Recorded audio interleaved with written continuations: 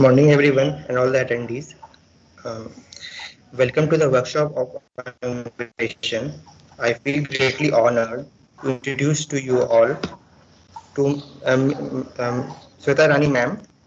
She is currently pursuing her PhD from IIT Bombay, B. Monash Research Academy.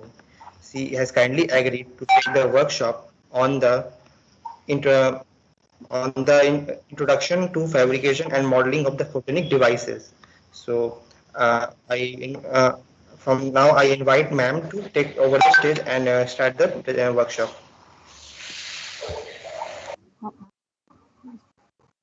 Thank you, Ronak, for the introduction.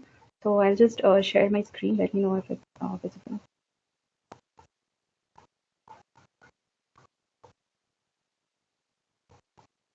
Can you see my screen, Ronak? Yes, ma'am. We can see your screen. Okay. Yeah. So hi everyone. Good morning. As Ronak has introduced, I am Shweta Rani, and I'm a third-year PhD student at IIT Monash Research Academy, and I'm working under supervision of Professor Shobha Shukla from IIT Bombay and Professor Wenlong Cheng from Monash University. So firstly, I would like to thank the entire team of Envision for giving me an opportunity to conduct this workshop. And the title of today's workshop is Introduction to Fabrication and Modeling of Photonic Devices. So here's an overview of today's presentation. So I've structured it into three segments. So firstly, I'll be discussing about what photonics is all about and why is it important. And then in the second part, I'll be going to the photonic micro and nanostructures, and we'll be discussing some of the techniques which can be used for fabricating the same. And in the third part, I'll be demonstrating how to model a photonic micro and nanostructure in a software which is known as COMSOL multiphysics. So to start with, what is photonics? So photonics, it is the science and technology of manipulating light, or rather we can say any other form of radiant energy whose quantum unit is the photon. So these photons are nothing but these are the small bundles of energy, and these are the basic fundamental units which build up light, just as electrons are the basic units in the case of electronics. So photonics deals with all kinds of radiations ranging from the terahertz to UV to visible to IR and so on. And it involves its generation, transmission, manipulation, and detection. Now, the next obvious question is, why is photonics so important? What is so significant about photonics that we have gathered to discuss this topic today? So to answer this, today, if we look into any modern technology which we are using, it involves the usage of photonics. It has penetrated almost all the available modern technology which we are using today. So to justify the statement, let me quickly give you a few examples. So let us first consider the case of the modern communication. So as we all know that today we are no more dependent on these copper cables for communication. But if we go back to the late 1800s when telephone was discovered, so at that point in time, these copper wires had become the go-to material for achieving long-distance communications. So these copper cables rely on the usage of electrons for transmitting data from one end to the other end. So this is quite a good technique for communication, and it's very less expensive also. But the problem with this technique is that that it can carry a very few waveforms from one end to the other end, and that limits its data capacity. So this game altogether changed with the invention of the modern optical fibers. So here in the case of optical fibers, we do not rely on electrons, but rather we use photons for transmitting data from one end to the other end. So it consists of a high refractive index score, which ensures that the photons or the light which is launched at one end of the optical fiber that remains confined within the core of the fiber, and it gets transmitted to the other end of the communication device, and no matter what complex shape this optical fiber may take. But then why are we able to achieve much faster data communication with the help of optical fibers? And that's because here we are using using photons and not electrons, and the speed of photons is always much more as compared to that of the electrons, and that enables a very high rate of data communication between the two ends. And also the photons or the light waves which travels inside these optical fibers, that is immune to any external electromagnetic interference, and that also provides a very high data security. So with this, let's move on to the next example, which is known as LiDAR, which stands for light detection and ranging. And currently it is being employed extensively in the autonomous vehicles and also in face recognition camera systems. So here the LiDAR system, it consists of a laser beam which hits the different kinds of objects which come in its path and then undergoes scattering. And thereafter we have an array of photodetectors present in the LiDAR system, which is responsible for detecting the scattered rays after it hits the object, and that is used to quantify the distance at which the object is present. So now let us move to another example of a photonic structure at the micro and nanoscale level. So here we'll be discussing about the structure which is known as a photonic crystal. So as we know that most of the colors which we see around, that is due to the presence of pigments. For example, if we consider leaves, that appears green in color because it contains the pigment known as the chlorophyll. But is that the only way because of which we can see colors? How about the changing colors of a chameleon, or maybe these shimmering colors of a peacock's feather? So if we observe this peacock's feather under a scanning electron microscope, we can see that it consists of an array of periodic structures arranged over here. So when light interacts with these periodic structures, that results in the generation of these beautiful colors. So these are not due to the presence of pigments, but because of these periodic nanostructures.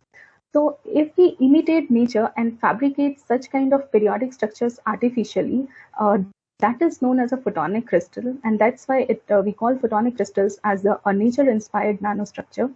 So here on the right, we can see that these artificial photonic crystals, they consist of different dielectric materials which are arranged periodically. So depending on the dimensions in which the dielectric materials are repeated, we can have a 1, 2, or a 3-dimensional photonic crystal. So what happens is when light interacts with this alternating layer of dielectric materials, it undergoes multiple reflections and refractions at each interface, and that results in a range of frequencies which cannot propagate through this crystal, and but rather it gets reflected, and that appears as the color of this photonic crystal. So this was the general introduction to photonics and some of the photonic structures and its applications. And here I have demonstrated a one-dimensional photonic crystal which has been fabricated in our lab. We can see that it exhibits a vibrant color. So if we observe its zoomed in image, we can see that it consists of alternating layers of the polymer material, and this is air in between, and it is repeated several number of times, which generates its color upon interaction with white light. So with its introduction now, the next part of the workshop deals with how do we fabricate these photonic micro and nanostructures. So broadly, if I speak, the fabrication techniques that can be classified into two categories. The first one is known as the top-down approach. So here we begin with a bigger material. We have a bulk material, and that is further deconstructed into the smaller units as shown over here, and that can be used to fabricate the desired kind of nanostructure which we want. So the typical examples of this technique include photolithography, electron beam lithography, X-ray lithography, and so on. The next approach that is known as a bottom-up approach. So here we begin with the elementary atoms or molecules, and then depending on the several chemical and physical forces between these elementary units, that results in coming these particles together and the formation of these nanoscale structures of the desired shape. And self-assembly is one of the most common example of bottom-up approach. So now in the next few slides, I'll be discussing some of the fabrication techniques in detail. So let's begin with one of the most common nanofabrication technique, which is known as the photolithography and has been used for a long time in micro nano fabrication. So here we have we have a substrate, and then a photoresist is coated on top of this substrate. So photoresist, this is a kind of material which is sensitive to UV light. So for example, if it is a negative photoresist and if it interacts with UV light, that results in the solidification, or we can say polymerization of the photoresist, whereas the parts which are not exposed to UV light, they remain unmodified. Now, then we have a patterned mask. So we can see that this consists of several opaque and transparent regions. So these opaque regions would block the transmission of UV light, whereas the transparent regions would allow the UV light to pass. Now, in the next step, we shine a UV light from the top, and then all the parts of the photoresist which are exposed to the UV light after passing through the patterned mask, that undergoes polymerization and hardening, and so that becomes insoluble in some particular kinds of solvent. Whereas the other parts of the photoresist which are not exposed to the UV light because of the opaque regions of the mask, that remain unmodified. Now the next step is the development of this structure. So for this, we immerse this wafer into a kind of solvent which can wash off the unpolymerized part, and that results in the development of the desired kind of micro or nanostructure which we want. So I'll play the video once again for you to visualize. So this is a good technique for fabrication of microstructures, and it's also cost effective. But the problem with this technique is that we cannot go to the nano level. It's good enough to fabricate structures in the micron range, but we will not be able to fabricate structures down to nanometer level.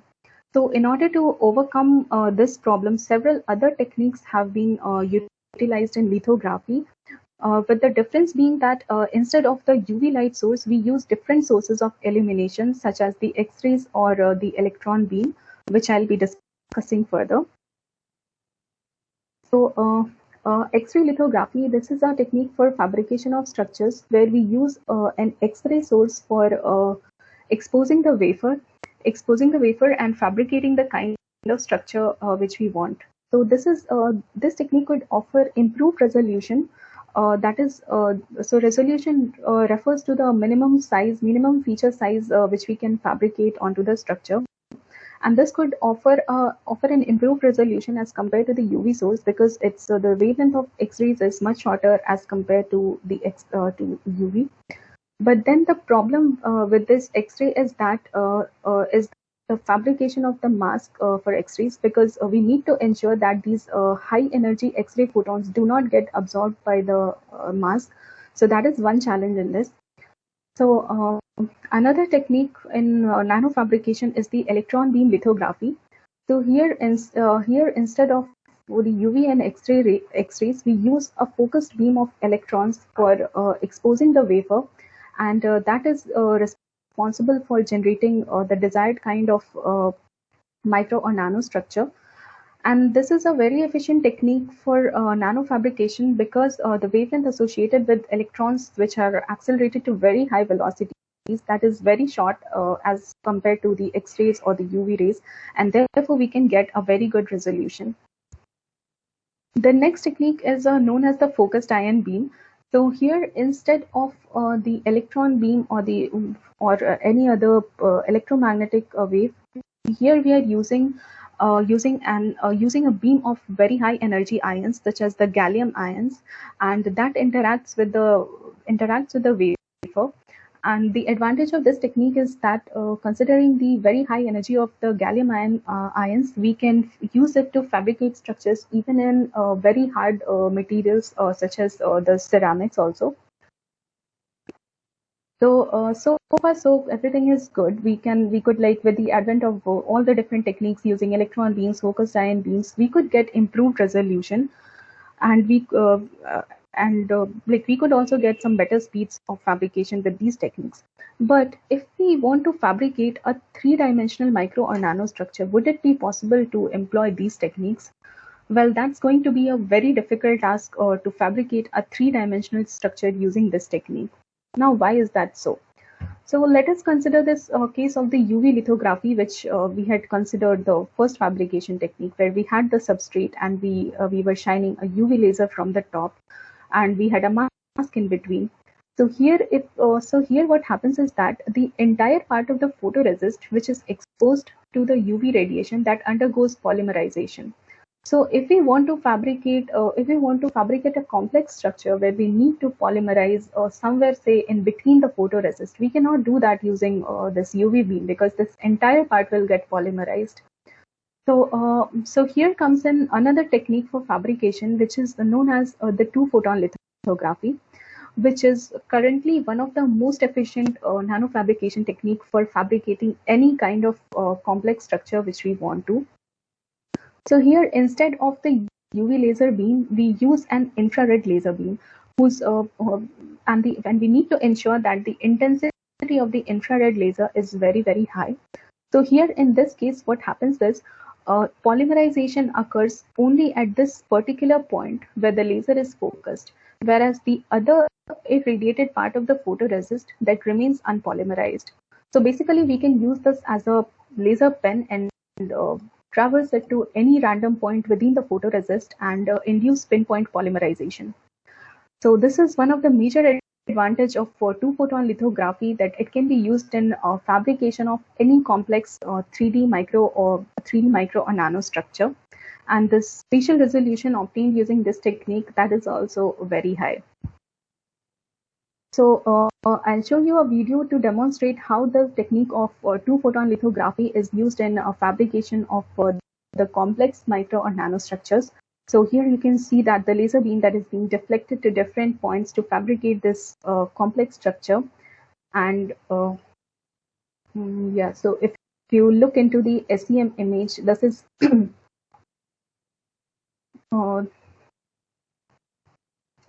yes, so this is how the final SEM image of the fabricated structure looks like. So we can move the laser pen to any particular point in between and induce pinpoint polymerization. So this is like almost impossible to fabricate using the other techniques which I have discussed.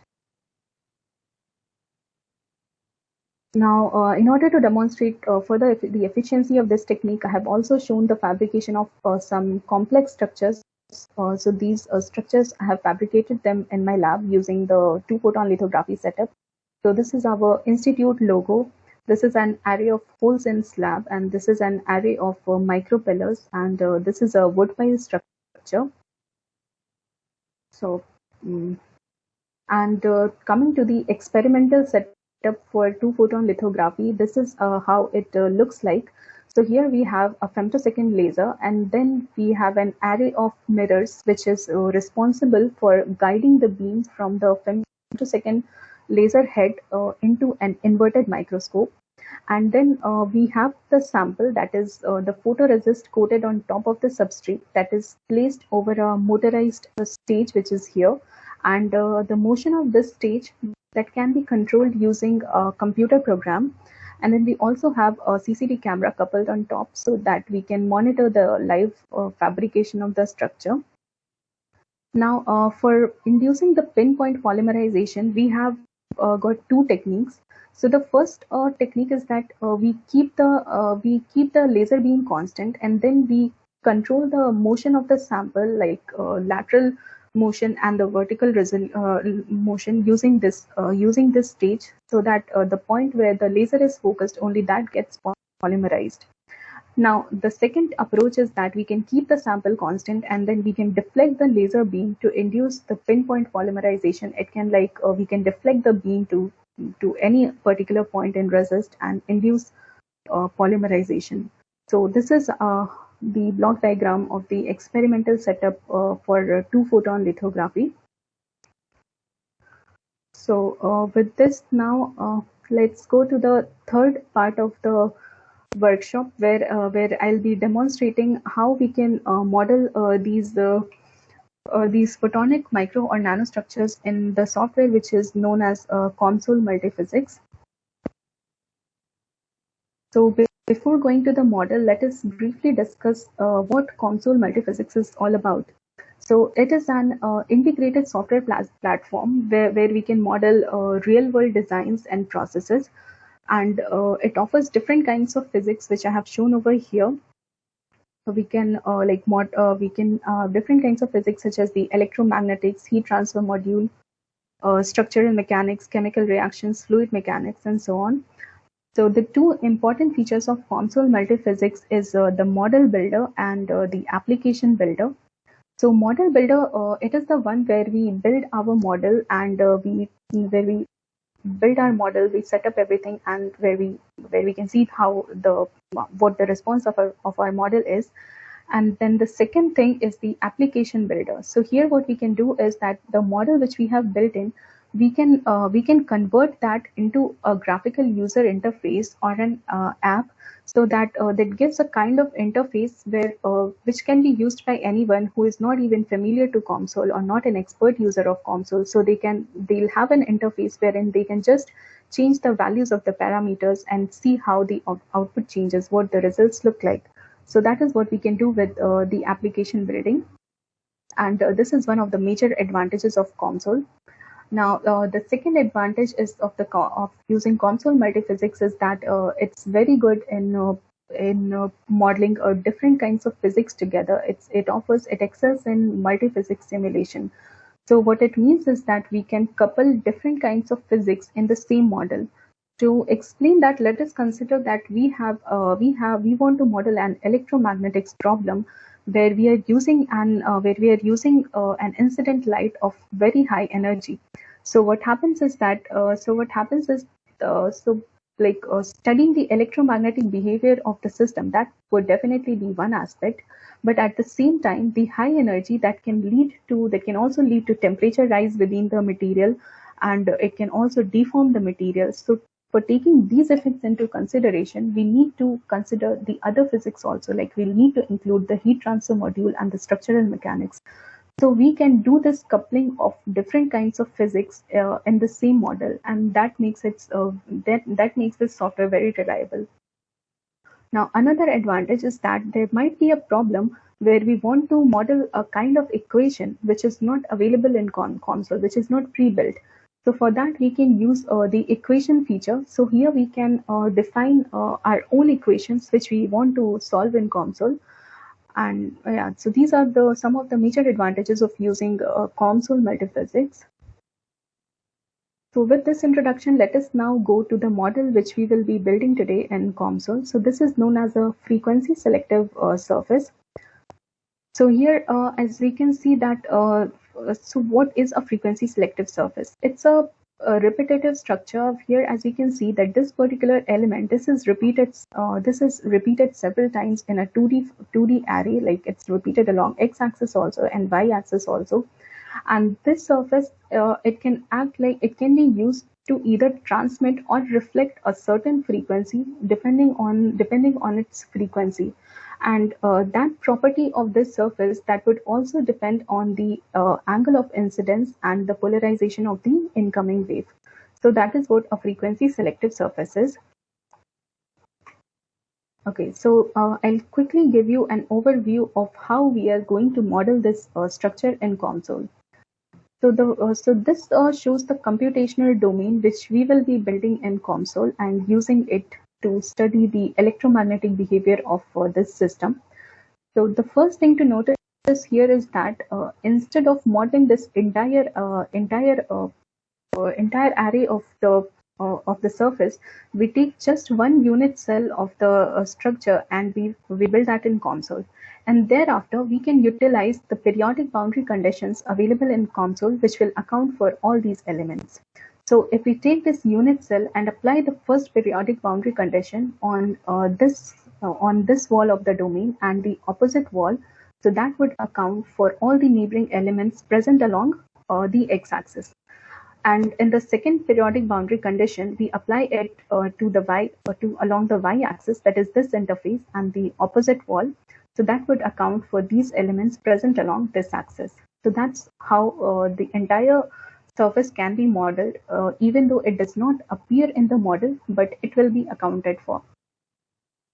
The next important thing is that is applying the ports. So here we will be applying two ports. One is the source port, where the port at which the from where the electromagnetic radiation would be incident upon this element, and then we have the listener port at the bottom, which will be responsible for which would be basically acting as a detector, where we can see how the what we are getting at the output and how this changes the input radiation.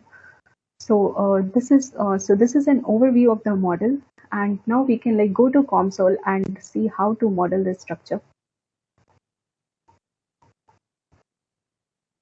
So if you open the software console, you will be directed to a new window, and this is how it looks like. So here, firstly, we click on the model wizard, and then we need to select the spatial dimension in which we want to model. So here, as our model is three-dimensional, so we select.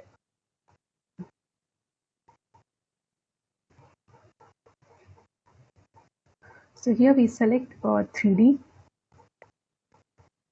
Now, the next step is to select the physics which we want to solve. So here for this particular model, we will be using wave optics and the electromagnetic waves frequency domain. So for any kind of physics which you select, you can see a short description which will appear on the right. And the next, you need to click on Add.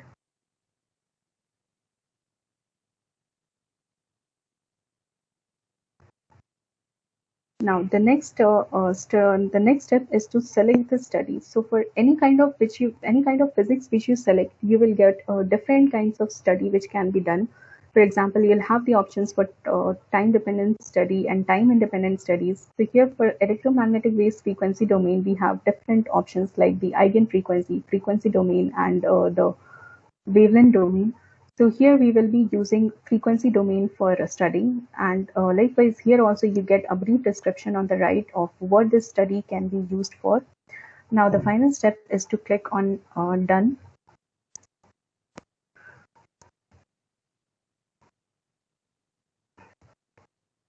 And then you will be directed to the COMSOL desktop, and this is how it looks like. So the first step here is that we need to build this geometry which we want to model. This is the computational model, and we need to build this in COMSOL. So considering the time constraints, I have already built the geometry, and then further I'll be using the built-in geometry to demonstrate how we can proceed further with the simulation. So let me just open the model.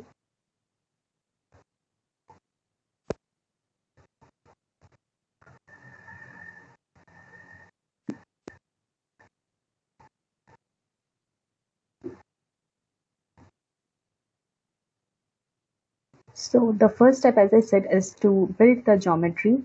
So here I have already built the geometry, but to give you a few examples, like if you want to build a block in COMSOL, you simply need to right click on this and then select the select block or cone, cylinder, whatever you want, and then that would appear over here. So So here next you need to go to the settings section, which appears here. So here you can specify the dimensions of the block, that is the length, width, and the height, and then you can also select the point where you want to position this block, and the next step is to click Build Selected. So that would build your block. Now suppose again you want to add something further, you can just click on this and then click Select, and likewise make the corresponding changes in the settings section. So here I have already built the geometry to save time, and everything has been added, and we need to click on Build All to make the geometry. So we can see here that this looks like the computational model which we want to make, and this is similar to that. Now the next step is assigning material to the different components of this model. So for that we go to the material section, And now we have two options for assigning materials for to the different components. So the first method is that COMSOL has got some inbuilt material in its library. So if we want to use a material from its library, we just need to right click on it and click on add material from library, and this would open up like all the different kinds of materials which are present. So any material which we want to use, we can just click on, we can just select and then click on add to component, and then that material would appear over here. So here I have taken air from the COMSOL library. So now applying air to particular domains, what we do is we need to select the parts of the model which we want to apply to which we want to apply air. For example, if we want to keep this domain as air, we just click on this, and that would appear over here, and it will get highlighted. Okay, so now initially I'll be applying air to all domains. So you can see that all the domains are selected. And one thing to notice is that suppose you have applied air to one particular domain, that is the substrate, our substrate, which is over here, and then further you want, but it's a different material which we will be applying further. So that will directly get overridden when you apply the next material to this section. It does not matter even if we do not remove it from here. If we want, we can remove, or if we do not remove, even that's not a problem. So that is how we assign materials from the COMSOL library. Now there might be a case where we want to assign material with such properties which are not available in the library. So for doing that, we just need to right click on this and select the blank material, and then we can select the domain to which we want to apply this material properties. For example, we want to apply this material property to this particular domain. We can select that domain simply by clicking on this, and then we can also, these are the properties which would appear by default, and then if we want to assign a particular properties, then that also we can select from here. For example, like any property which we want to select, we just need to select it and click on this plus sign, and and that would appear over here, and then we can specify our values, whatever values we want to. So that's how we apply the material manually. So here, by using this method, the substrate material that is has been applied to this domain, the third domain, and these are the values of the relative permeability, permittivity, and conductivity, which has been taken for this particular domain. Okay, so that was all about the assigning of materials to different parts of the domain. Now comes the next important part, that is the physics. So let us now expand the physics, that is the electromagnetic waves frequency domain. So here, as I have already demonstrated in this overview, that we will be applying two periodic conditions, one for the x-axis and the other for the y-axis. So for adding periodic condition, we just need to right click on this, right click on the physics, and then select the periodic condition available over here. And as we select that, it will appear over here, and then we can select all the boundaries over which we want to apply this periodic condition. So here we can see that all the boundaries corresponding to the y-axis and the opposite boundaries that have been selected over here. So all these highlighted, the parts highlighted in blue, that have been included in the periodic boundary condition. And for applying boundary condition along x-axis, we once again right click on this and select the periodic condition, and the new periodic condition would appear over here. So here we can see that along the boundaries along the x-axis that have been selected over here, which will correspond to, which will like take into account all the neighboring elements along the x-axis. So that's how we apply the periodic boundary condition. Now the next step is defining the source port and the listener port. So for doing that also, we follow the same step. We right click on this and then select the port option. So as soon as we select port option, it will appear over here, and then we can select the boundary over which we want to assign as the input port or the source port. So suppose so here 15, this corresponds to this domain. So for selecting this domain, we can simply click on this and it will get highlighted, and it will appear over here. So that's how you assign a port to this. And then for changing other parameters of this port, we can so suppose at this input port, we also want to apply an electromagnetic field. So the input quantity that can be a magnetic field or electric field, which we can select from here and then apply the values. Another thing is that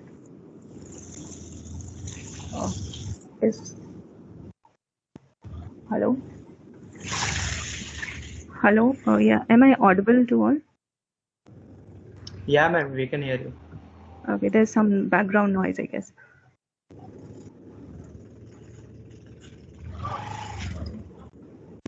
Okay, so the next thing to consider here is that, so here I have taken a normal incidence of the electromagnetic wave, but then you can also consider the oblique incidence. So for that, you can specify the angle over here. So you can either directly put the value of the angle. Suppose you want 10 degrees, you can directly put 10 degrees or the radians, whatever unit you take.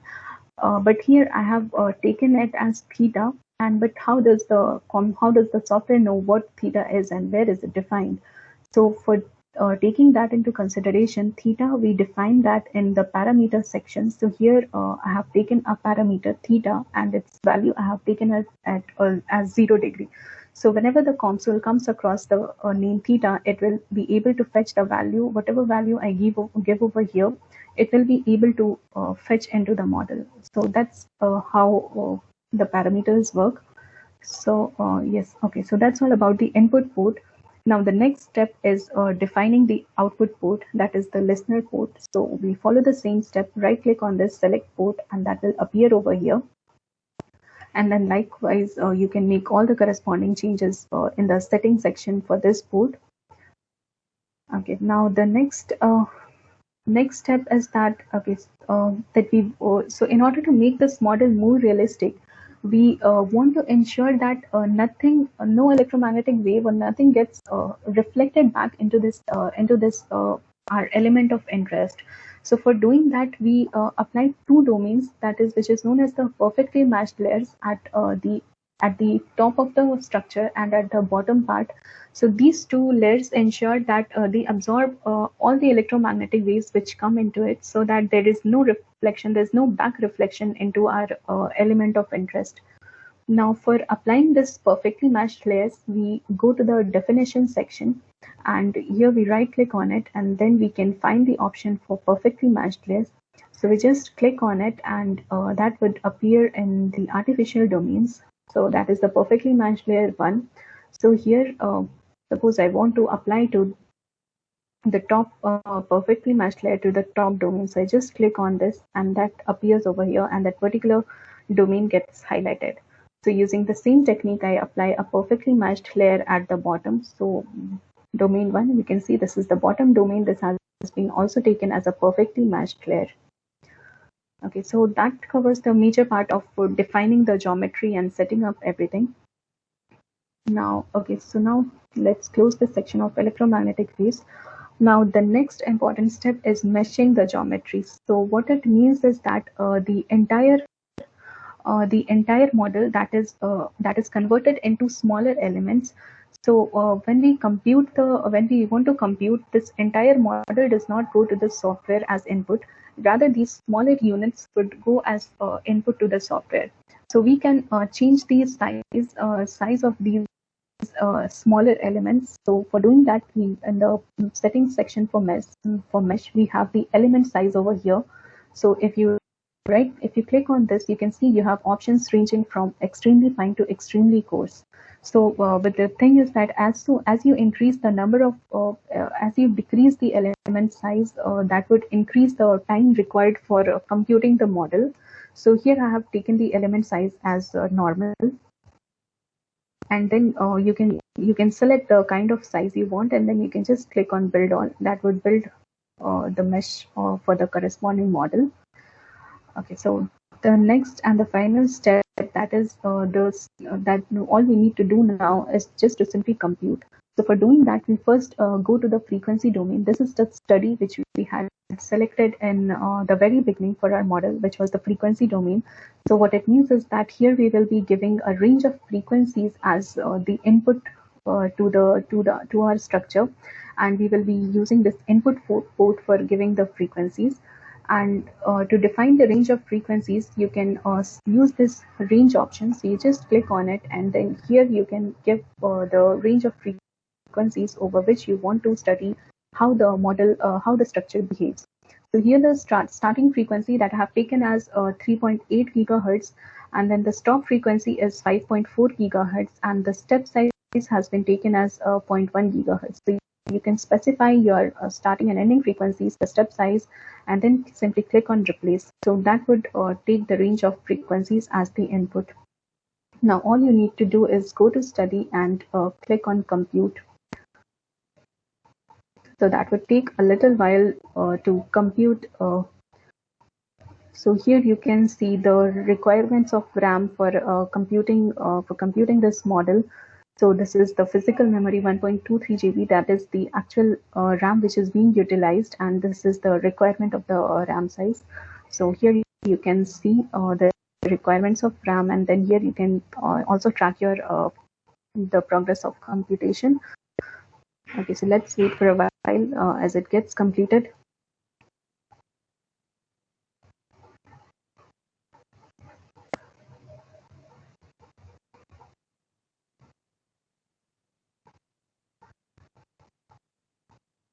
Okay, yeah. So this shows the electric field profile corresponding to the different frequencies which we had given at the input.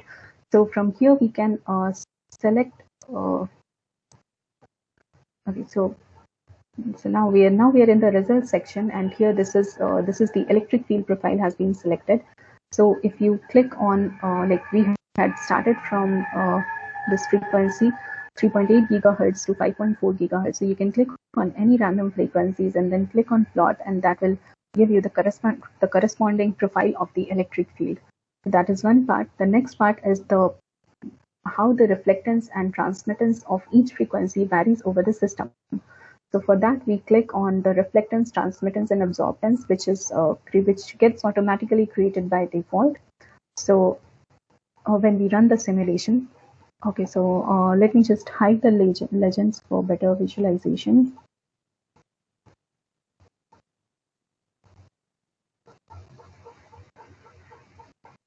Okay, so here you can see that the blue, this corresponds to the transmittance, and this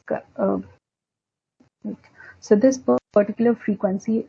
Okay, so here you can see that this blue curve that corresponds to the reflectance, and the green curve that corresponds to the transmittance. So here you can see that the transmittance for one particular frequency over here, that is very high, whereas the transmittance for others is low. So that is how you can generate the curves. And then if you want to plot something else, even that you can do in COMSOL. So you can simply, like, if you want to have a different parameter on the x-axis or on the y-axis, you can simply go to replace expression, and then you can select from whatever options you have available over here, and then you can also have your own defined expressions which you want to plot. Like you want to perform some numerical or some operations onto the obtained results, even that can be done over here.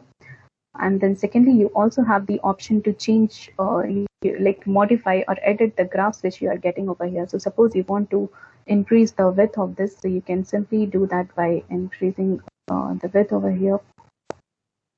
And then you can also select different kinds of plot styles from here. And then for taking the now how do you save this images to your system? So for doing that, you can just click on image snapshot, and then you can provide all the different settings for the width, height, and the resolution, and then you can browse the folder where you want to select. So suppose I like, if I save this, you can save this to the desktop and give any name, and then you can, if I simply click on OK, so that would generate generate an image of this into my system. Okay, so now quickly I'll demonstrate how you can use this for building the app out of it, which is a very important feature in COMSOL. So for building the app, you just need to go to the application and click on the application builder.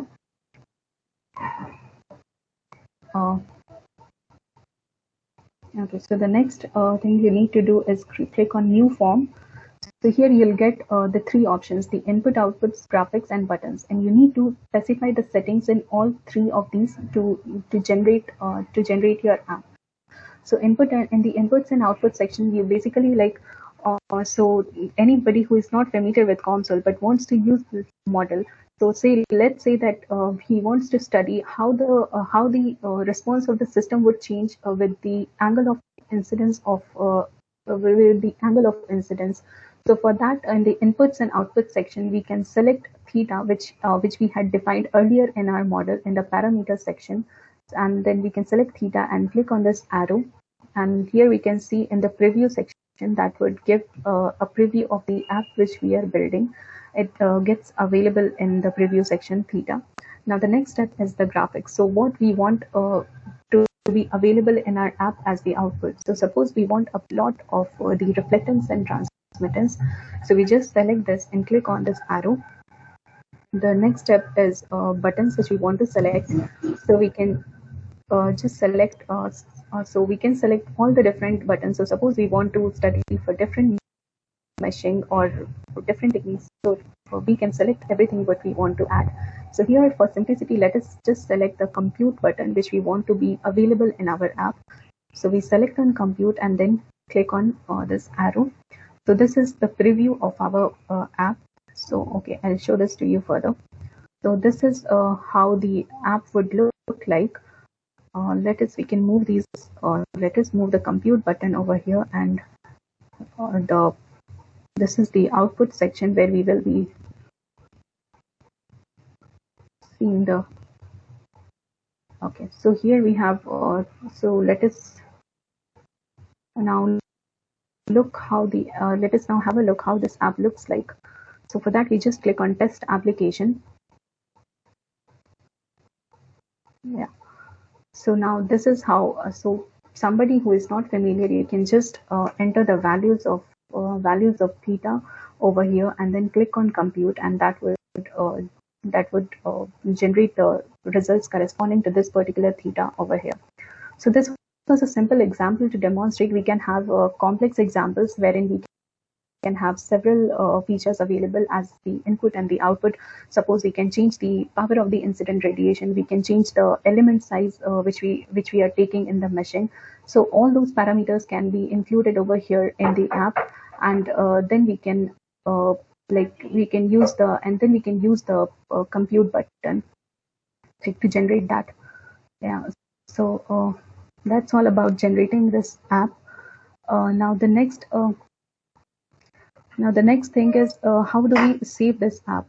So for saving this app, like we can go to this root node, and then we go to the root node, and then here we have an option like application. When starting with COMSOL Multiphysics, we get two options: edit application or run application. So we can choose run application, and then we can save this, and that would run, and then we can save that. So now if we open that particular file, that would simply open this app, and that it can be used by anybody who is not even familiar with COMSOL. So with this, I complete the demonstration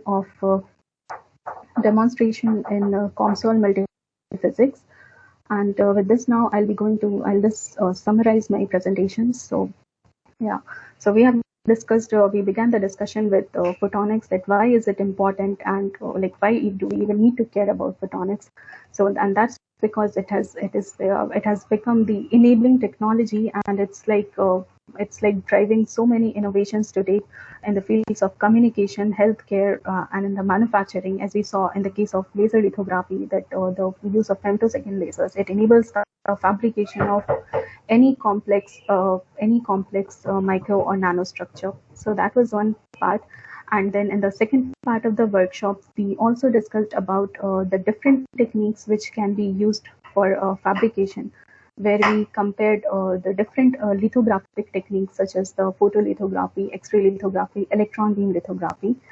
And in the third part, I just tried to demonstrate a simple model in COMSOL to give you an overview, like how you can model different kinds of structures in COMSOL. So, like the modeling in COMSOL remains the same for like any kind of structure. You like whatever complex structure it may be, the flow remains the same. Like you first need to define the geometry, and then you need to define the physics. You mesh it and you study, and then you can post process the results and however you want. So yeah, that's with this I conclude my presentation, and like we can discuss the questions if we have some. Thanks, ma'am. Thanks for such a wonderful workshop. Just a message to all my metallurgy juniors. I know it's a bit difficult to connect with this workshop, but believe me, it's a complicated field of study. And ma'am, and all thanks to ma'am for making this in such a layman term that I guess most of the people would have been able to connect with the workshop. Now, I would like to invite all the attendees. Whoever has any question, they can ask right now to ma'am. Yeah, please.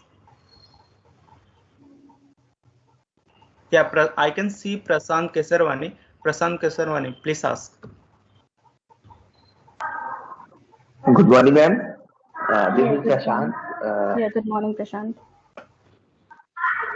Yeah, ma'am, I have a doubt regarding the COMSOL software. Like, can we simulate the additive manufacturing technology and laser simulation in that software?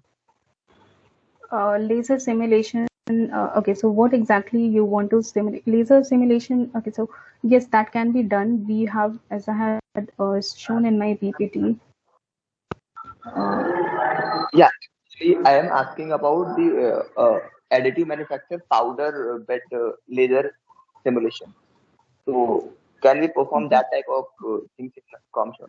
Okay, so I am not very sure about how to model the powder things, but yes, definitely you can model. We have I have been modeling the laser material interaction in COMSOL.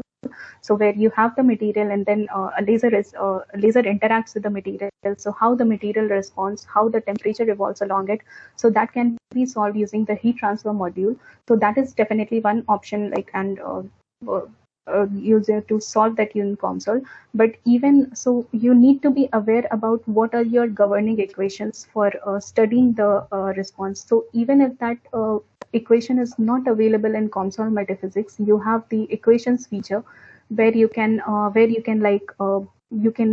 input. You can give your own equations as the input, and then you can solve it. So definitely, I would say that though I haven't worked on that, but yes, that would be a possibility to study that in COMSOL.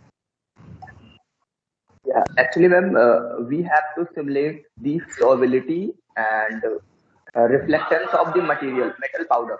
So, can we perform that type of thing? Yes, reflections. You can reflections. I have also demonstrated for this particular model. So the model which I showed you instead, this shows you the. So here, if you go to the results section, this shows you the reflectance, transmittance you can study. So the difference in your model would be that here instead of the frequency selective surface which I have shown you. Okay, let me just. So here I have shown you a frequency selective surface. So here instead of this element, your element would be the powder or any other kind of material which you want to model. So this element would be different. And for reflectance, the physics would remain the same. You can use electromagnetic waves frequency domain, and then in the study you have different options: frequency domain or wavelength domain. You can give frequencies or even wavelength as input, and then study how your material responds to that. Thank you. Thank you. Now, Saurav, you may now please ask your question. Yeah. Ma'am, I want to ask one, two, three question that how this COMSOL multiphysics is different from ANSYS which we use. ANSYS, I haven't used ANSYS, so I won't be able to comment on that. I have not used ANSYS software, so I won't be able to comment on that. And I want to ask that how this can be used as an undergraduate student. How this can be useful for us, this COMSOL multiphysics software in future. Yes, so could you tell me something about what would you be, is there a particular field in which you are interested, which you would like to model? So see, simulations are always like whenever you're going for an experiment, so here I have directly shown you that this particular structure, if you okay, let me go to the result section.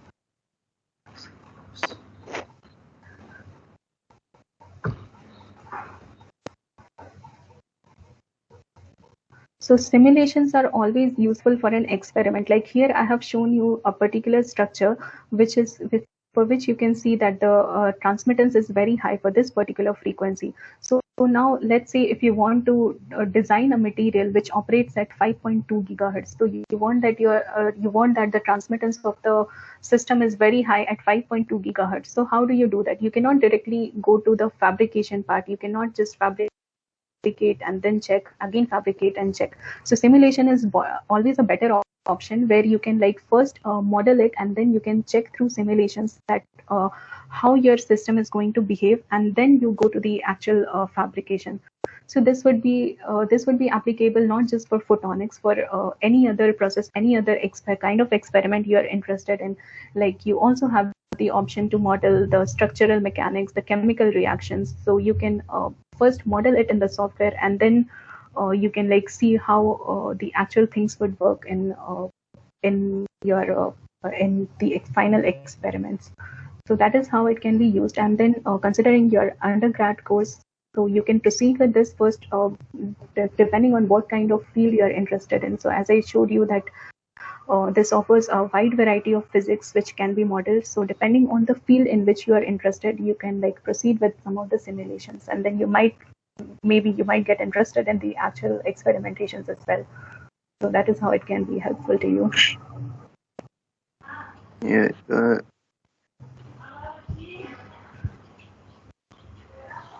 Saurabh, do you have anything else to ask? Yeah. Ma'am, can we do here computer aided design also is option and available in COMSOL CAD design? Yes. So when I had opened the software CAD, you can always you can do that. Maybe all the features won't be available. It would be a little difficult if you consider the as compared to the CAD designing and all those techniques. So here, if you open a new window, you get two options: Model Wizard and Blank Model. So if you just want to create a 3D model, you can go with the blank model and go ahead with creating the geometry. And then once you create the model, you also have an option to export your 3D models. You can export it as STL file, and then you can use it with any other program you want to, or any other thing you want to. And you also, in COMSOL, you also have an option to link COMSOL with different kinds of softwares. Like you can link it with Excel, you can link it with MATLAB, though I haven't worked on that or linking it with, but yeah, there's an option where you can link it with MATLAB or any other programs. Okay, ma'am. Thank you, ma'am. Thank you. So I think there is no more hands are raised right now. So we will proceed with the vote of thanks. So I would first like to thank Sweta ma'am for accepting our invitation and delivering such a stimulating workshop. And I would also extend this by wishing you all the best for all your future endeavors. And thanks a lot, ma'am. I would now like to thank all the faculty members, dignitaries, and the participants for being actively present throughout the session. And thanks once again, you all. Thank you. Yeah, thank you so much, Arvind, and I'm very thankful to you and the entire team for giving me an opportunity to present this talk. And yeah, further, if anybody is interested to know more, you can share my email ID, and I will be happy to discuss further. Yeah, pleasure, ma'am, pleasure. And just Thank a you so small much. reminder, yeah. So just a small reminder, we have our guest lecture uh, at 7:30 p.m. evening from Professor Pulike Lajan of Rice University, USA. So Okay. you people are cordially invited to attend the guest lecture as well. Thank you. Yes, yes. Yes, of course. I'll be happy to join. Yes. Yeah, ma'am. Actually, I had to ask a question. Should I uh, mail an invite to Professor Saxena, like for attending the workshop, guest lecture? You can send. I don't know if he would be available. If he's available, he might be interested in Basically, it's joining. You Sunday. can I send it. don't know whether he will get to see my email or not today only because it's Sunday. So Maybe you can send an email and see if he responds. If he's available, he'll be joining. yeah. You Okay. can give it a Okay. try. Thank Yeah. you. Thank you, ma'am. Thank you. Thank you.